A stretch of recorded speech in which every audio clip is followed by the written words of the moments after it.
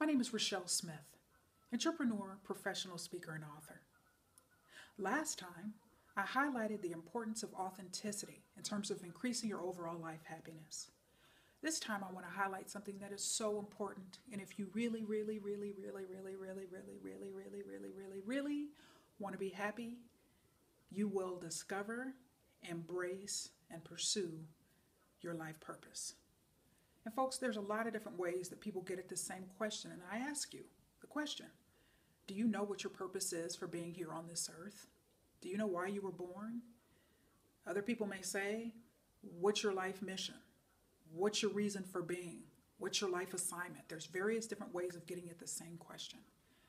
But folks, there's nothing like waking up every day knowing that you were doing exactly what you were meant and created to be and do.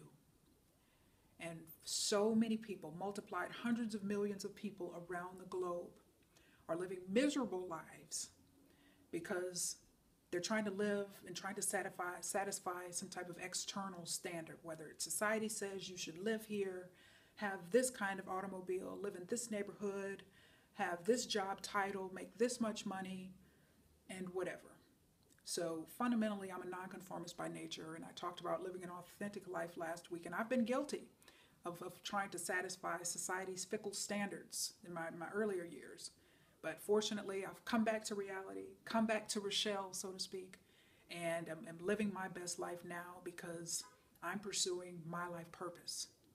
And so, folks, do you know what your life purpose is? I ask you that again. But to find out, I can ask you, there's several different ways you can find out. What are you passionate about? What excites you? What do you love to do? What do you love to read? If nothing else, if time were no issue, what would you be doing? And an awesome way, actually something I read last year was so eye-opening. I can't remember where I read it, but it said, to uncover your life passions and purpose, ask yourself, if everyone on the planet, every working adult, were only paid $10 an hour to do, regardless of title, regardless of tenure, regardless of anything else, profession, industry, everyone gets $10. Rocket scientists, airline pilots, restaurant owners, musicians, celebrities, movie stars, everyone gets $10 an hour. What would you do? And most people would answer that question by saying something drastically different from what they're doing now. Would you do something drastically different? And why is that? When you ask yourself that question, what would I be doing essentially if money were no object? And hey, money's not the villain here. You want to take care of your financial obligations and responsibilities. That's so important. That's a responsible adult thing to do.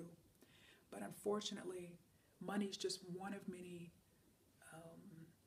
prohibitive factors that keeps people from living their best lives now and pursuing their life of purpose and pursuing a life of happiness and of meaning. So ask yourself that question. What would I be doing if I could only make $10 an hour? When you see situations where you have, for example, a Fortune 500 super successful Fortune 500 CEO who says, I would rather retire early, and unexpectedly this person will retire and then go become a chef somewhere or go teach a high school English class. And people read and hear those stories and say, this person is crazy. Who would want to do that? Folks, in those scenarios, what happens is you have somebody, he or she has discovered their life purpose, and they have the courage and the confidence and the conviction to move forward in that direction and pursue it. That's what happens. In my particular case, I actually wrote about it in one of my books.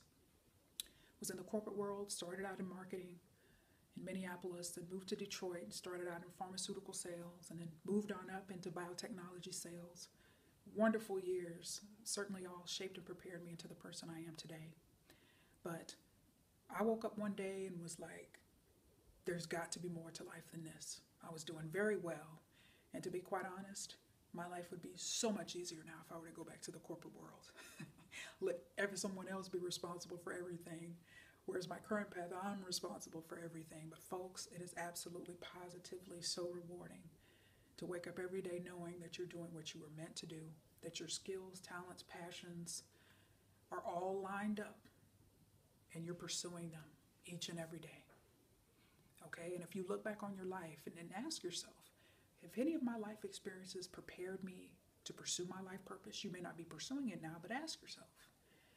In my case, at age 7, I was speaking in church. My very first public speaking experiences were in the church. About every other month or so, I would read the Sunday school highlights to the congregation. So there you go, many, many years ago. And in high school, always loved to write, loved to read, also loved to write.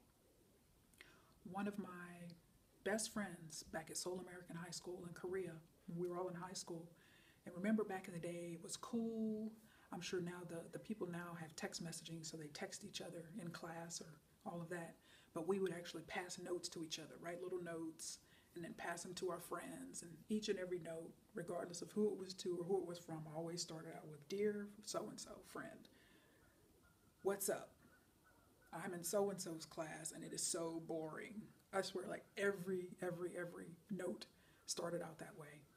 But as my friend teases me now to say, I didn't write notes, I wrote letters.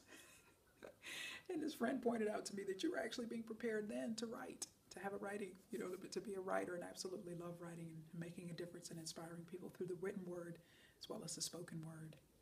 And so, folks, let me ask you this question. I want to speak straight to your soul for a minute. Deep down, do you believe that you deserve to be happy? Let that sink in. Because I can sit here and talk to you for the next 27 hours about living your best life now. But if you don't believe fundamentally that you deserve to be happy and that you're a worthwhile person and have something to offer, I would be wasting my time. So I challenge you to really think about that question. Do you believe that you deserve to be happy? Because if you do, or when you do start to believe that way, I assure you there's going to be a sequence of positive changes happening in your life. And deciding to pursue your life purpose will be one of those, because you'll look at your life and say, what in the world am I doing? I've been there myself, telling you, years and years ago. Back in college, I was living for, climbing the corporate ladder and having this status because society would say I was worthwhile and would be important. Okay? Good old nonconformist Rachelle, now authentic Rachelle, says, who cares what anybody thinks? The only thing that matters is what I think I need to do, be, and have in my life. And I know what I'm passionate about, and I know what my purpose is, and I refuse to waver.